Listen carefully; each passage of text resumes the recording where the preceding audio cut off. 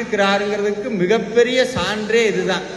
இனிமேல் நீங்க என்ன பண்ணலாம்னா, இந்த வேல்மாறல்ல இருந்து ஒரு புக்கை ஒரு வருஷத்துக்கு பூட்டி உங்க எங்கேயாவது ஒரு பீரோல உங்களுக்கு தெரியாத லாக்கர் ஒன்று இருக்கும் பாருங்க, அங்க போட்டு வச்சிருங்க. அதுக்கு வேலையே இனிமேல் இருக்கு. அது எந்த புக்கு தெரியுமா? உங்க ஜாதக புக்கு. ஜோசியர் இருந்தா இந்த சண்டைக்கு வந்துடாதீங்க, இதா சொல்றேன் நான். இனிமேல் ஜாதகம் பார்க்க வேண்டாம். இனிமேல் உங்களுக்கு சனி பகவான் ஏதாவது பண்ணுவாரான்னு கேட்டா, உங்க வீட்டுக்கு வருவார், எதையாவது இவனை பண்ணணுமேன்ட்டு வருவார், கதவை திறப்பார், முன்னாடி என்ன இருக்கும்? வேல் இருக்கும்.